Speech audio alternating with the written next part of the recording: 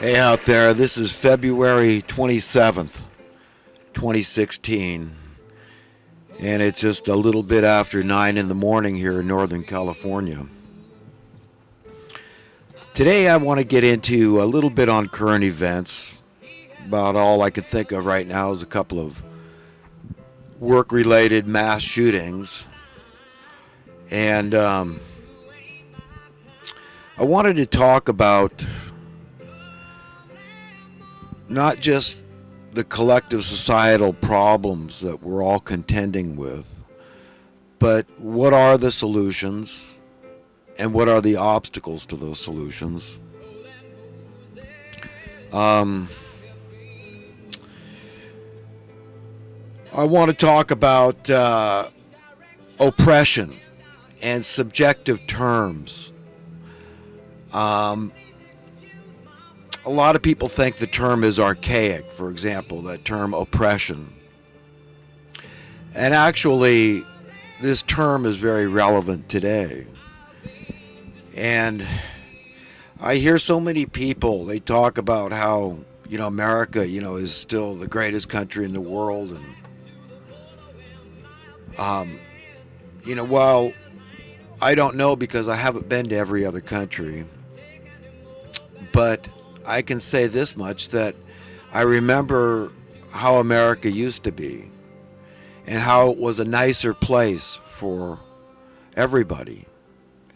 And we've seen great deterioration of our society in manifold ways. And it's happened incrementally so that we accept these things. Because if they happened overnight, there'd be revolts. And the diabolical nature of our overlords tells you that this is how they operate. They're clandestine. They act surreptitiously in a very sneaky, underhanded manner. And if they couldn't operate like that, they wouldn't be able to get away with these things. But, with the poison in our food, from GMOs to all the chemicals and additives they add to our food, and the drink, the soda pops and the high fructose corn syrup, they slipped that in, didn't tell us the health of dangers of drinking a lot of this stuff. You've got the fluoride in the water, as if the government, whoever it is at this point in time, cares so much about our teeth that they need to add this substance or water, can't meter the dose, can't tell you, hey, just go to the dentist and get this stuff if you want, after you research it and, see that really it's a toxic substance. This is toxic waste they're adding to the municipal water district with bags that come with skull and bone markings. So this is clearly a poison they're adding to the water. Now they're spraying our sky with all this chemtrailing. And, a lot of people, I think they can't really contend with the reality. This, whatever you want to call this is our reality for all intents and purposes. I call it an unreality because it's so manipulated, it's so artificial from birth that it's really an unreality. But this is, nevertheless, this is what we all have to contend with from birth. It's very unnatural that we're born into a cost of living in the first place, much less an ever-growing cost of living. A cost of living should be seen as a burden. It should be seen as a tax. And we're talking about the essential human needs. Now I want to segue into another thing that's been in my mind, is that the ever-growing poverty in this country and how so many people want to accept this. And I know that I listen to Alex Jones all the time, as anybody that's watched my videos knows, and he seems to be kind of unclear, I would say, on this subject of intentional impoverishment. He admits to it. He admits to the Cloward and Piven strategy and how, yes, he knows they're trying to make it a welfare state, bring in socialism and all this.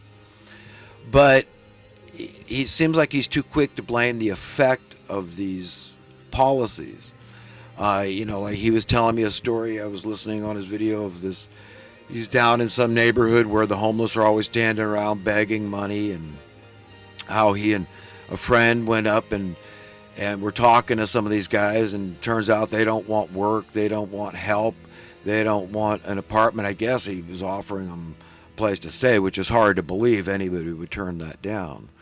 But I've met a lot of these people over the years, and you really can't paint them with a broad brush. Okay, every circumstance is unique and different. These are the people that aren't fitting in. These are people that don't like the game. They see that it's rigged, and they don't want to play. A lot of them. A lot of them, yes, they have mental illness, but who's to say what's mental illness and not? When you're brought up in an unreality from birth, you've got to contend with all these problems that are being created for you. I mean, none of us know reality, so we all need to give each other a lot of slack. And when you see people out on the streets that have been turned into animals through alcoholism, drug addiction, one escapist, vice after another that they've been engaging in, it's no wonder they can turn into animals. And if they ever put down their pride long enough to look for help, and that help was not available, you see, this is what puts people over the edge and turns them into these animals that, really don't like humanity. They don't like their own lives. They feel like they're just a warm body that society would like them to just go away. This is social Darwinism that's being brought in. So people got to understand how it's playing on our minds individually and collectively. But we're only responsible for the things that come out of our mouths. And, that's why I'm so guarded about saying things that I later might regret and have to apologize for.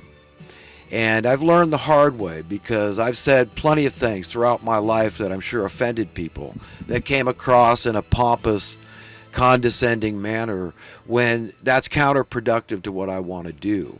All I want to offer humanity is what I want from myself, and I need correction from time to time. So if I can't admonish somebody in a way that is tactful and polite and diplomatic, but powerful too, because like Jesus admonished people, and sometimes he had to straight up call them hypocrites, and he really went through a litany of just telling them, look, this is not okay, this is what you are, you're a brood of vipers, you're like whitewashed tombs, and you're a miserable lot of liars and cheaters and thieves and murderers. And these were the religious orders. These were the religious authoritarians. These were the teachers of what he calls the law. Okay, so these were the people that had high esteem for themselves. These were people that consider themselves the in crowd. They might know the politicians and have some kind of clout within the community. But these people were just predators. And so we've got to understand that this whole idea of predation, humans preying on each other, is still alive and well. And it's being carried out right under our noses, this genocidal plan they have to just keep raising the bar, just keep making our lives harder and harder and harder through the cost of living. And that is a tax. Let's not skirt around the issue, okay? Because cost of living is a tax. And this is where the direct correlation between unsound currency, the debasement of our currency through unsound economic policies that allowed this, and the government's complicity in this whole process has been invaluable to this whole agenda moving forth, okay? And just keep us all divided and at each other's throats over all kinds of small petty issues, when the people at the top, step back from this whole thing and see how we're so divided about stuff. And it's, they're just trying to make us think that the problem isn't simple and that it's overwhelming, and you're just going to hope that your guy gets in office and he does things in your favor, and you forget about the society as a whole. You forget about your fellow Americans, and if you're going to forget about your fellow Americans, then you forget about your fellow humans for sure. We've got to care about the people within our own community, our own nation. If we're going to set a shining light example, let's start in our own backyards. Let's start here by having an America we're proud of. The people follow the example. And if we could do it, if we could set an example with sound economic policies here, you see why this is such a threat to the establishment. This is the root problem. It's ancient. It's ages old. Okay, it goes back thousands of years. This problem of intentional impoverishment of the masses. This is how you spell tyranny. This is how you spell oppression. This is what it's all about. It makes people miserable. And I don't care if you're well-heeled or if you're dirt poor, okay?